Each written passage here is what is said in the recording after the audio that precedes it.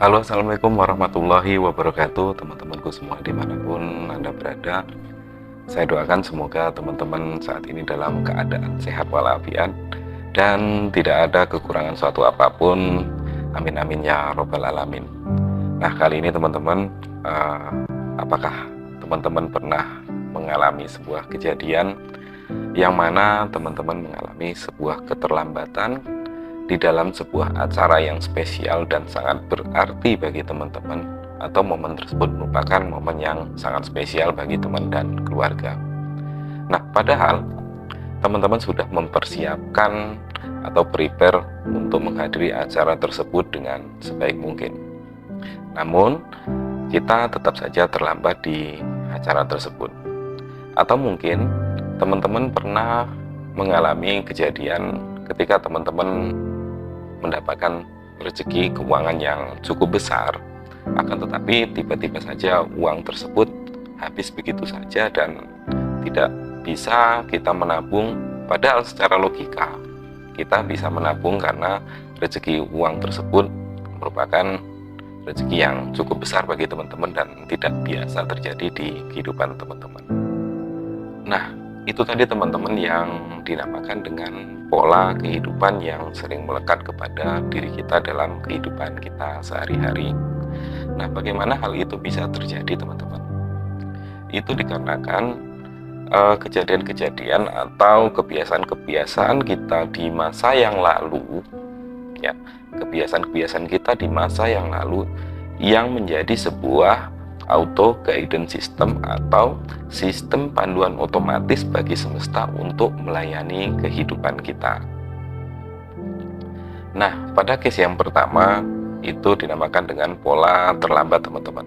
Jadi itu bisa terjadi dikarenakan di masa yang lalu kita sering melakukan kebiasaan-kebiasaan terlambat datang atau komitmen kita terhadap ketepatan waktu itu sangat sedikit sekali, sehingga di kemudian hari itu dijadikan sebuah pola oleh semesta dan melekat kepada diri kita, sehingga apapun yang kita lakukan, meskipun kita sudah siap-siap atau kita sudah prepare sebaik mungkin, maka semesta akan mengenalinya ini tidak sesuai dengan pola yang sudah melekat di kehidupan kita, dan semesta selalu berupaya untuk menjadikan kita menjadi terlambat atau sesuai dengan pola-pola yang sudah kita buat di masa yang lalu. Kemudian di case yang kedua teman-teman, bisa saja di case kedua ini teman-teman pada saat dulu ketika teman-teman selepas gajian atau teman-teman pengusaha yang memiliki banyak proyek dan mendapatkan proyek yang cukup besar, dan pada saat itu teman-teman belanja suatu hal yang mungkin saat itu tingkat urgensinya minim atau belum butuh. Nah, pada saat itulah teman-teman menghabiskan uang tersebut, sehingga di kemudian hari ketika teman-teman mendapati rezeki keuangan yang lebih besar lagi dari masa lalu, sama saja semesta akan mengenalinya servo mekanisme yang lalu itu dan dilekatkan di kehidupan kita saat ini, sehingga semesta memiliki banyak cara untuk menghabiskan uang kita tersebut. Bisa saja dengan mobil kita yang mogok, terus rumah kita yang butuh renovasi, atau ada keluarga kita yang sakit. Nah teman-teman, bagaimana cara memutus servo negatif yang ada di diri kita? Hal yang pertama yang harus teman-teman lakukan adalah mengenali pola-pola yang ada di kehidupan teman-teman. Entah itu pola keterlambatan atau pola kantong kosong, atau mungkin teman-teman memiliki pola pekerjaan yang menumpuk. Nah, itu harus teman-teman kenali terlebih dahulu, sehingga di kemudian hari kita bisa memprogram ulang atau kita membiasakan diri kita menjadi sesuatu yang bertolak belakang dengan pola yang lalu, sehingga pola-pola yang positif ini akan menjadi sebuah automatic guidance system yang baru sehingga semesta akan melayani kita dengan servo yang baru. Kemudian teman-teman juga bisa merubah atau memutus pola-pola negatif tadi, servo mekanisme negatif tadi, dengan cara bermeditasi untuk meningkatkan kesadaran kita, sehingga apapun yang kita lakukan kita memiliki kesadaran yang tinggi dan membuat kita akan mengambil sebuah tindakan yang positif. Teman-teman, hukum yang ada di semesta ini banyak sekali. Mungkin di video yang lalu kita sudah pernah membahas salah satu hukum semesta, yaitu law of attraction. Kemudian juga ada beberapa hukum semesta yang lain seperti hukum law of asumsi. Kemudian ada hukum tebar tuai, dan masih banyak hukum-hukum yang lain. Nah, hukum semesta ini adalah hukum yang diciptakan oleh Tuhan kita yang bersifat sempurna, teman-teman. Jadi ketika ini menjadikan sebuah hukum yang ditetapkan oleh Tuhan kita, maka itu pasti akan terjadi kepada diri kita dan seluruh makhluk yang ada di muka bumi ini. Dan seluruh hukum-hukum tersebut yang mendasari atas sebuah kejadian atau peristiwa yang ada di semesta.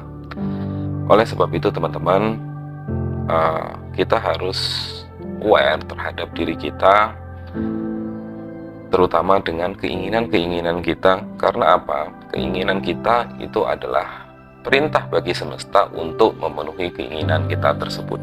Nah, persoalannya teman-teman, banyak dari kita yang memiliki keinginan sengaja maupun tidak sengaja yang kedua-duanya terwujud atau termanifestasi di kehidupan kita sehari-hari.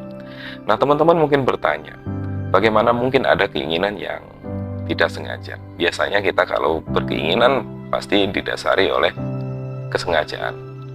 Teman-teman jangan lupa, tataran doa adalah tataran perasaan. Oleh karena itu, apa yang kita ucapkan belum tentu selaras dengan apa yang kita rasakan. Sementara doa itu berada di tataran perasaan. Oleh sebab itu, itulah yang akan menjadikan sebuah keinginan yang tidak sengaja dan termanifestasi di kehidupan kita pribadi masing-masing. Nah, teman-teman, ketika sebuah keinginan kita yang sengaja maupun tidak sengaja terwujud, itu akan menjadi sebuah pola yang mungkin saat ini kita belum menyadarinya. Oleh sebab itu teman-teman, kita kenali pola-pola yang sudah terjadi. Kita mengingat-ingat kembali, memanggil memori yang ada di kehidupan kita, sehingga kita bisa melakukan perbaikan pola agar kedepannya kita memiliki servo mekanisme yang baru. Nah, baik teman-teman, tentang kesengajaan atau tidak kesengajaan itu tidak akan menjadi permasalahan bagi hukum semesta. Saya ilustrasikan sebagai sebuah kejadian seperti ini, teman-teman. Anggaplah saya memegang sebuah benda, saya anggap sebungkus rokok. Kemudian saya jatuhkan bungkus rokok tersebut. Maka apa yang terjadi, teman-teman? Bungkus rokok tersebut akan jatuh ke bawah sesuai dengan hukum gravitasi.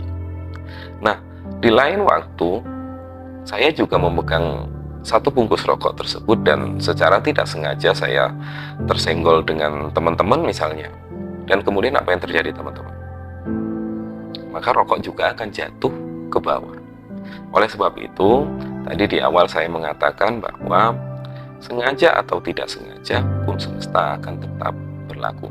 Oleh sebab itu teman-teman, mari kita tingkatkan kesadaran kita sehingga di setiap apa yang ingin kita lakukan muncul intuisi-intuisi yang melindungi diri kita dari kejadian-kejadian negatif, sehingga kita memberikan manfaat yang besar bagi kehidupan kita pribadi, keluarga, maupun sahabat-sahabat yang ada di lingkungan kita. Nah, mungkin ini yang dapat saya share kali ini, teman-teman. Semoga bermanfaat dan terima kasih. Wassalamualaikum warahmatullahi wabarakatuh.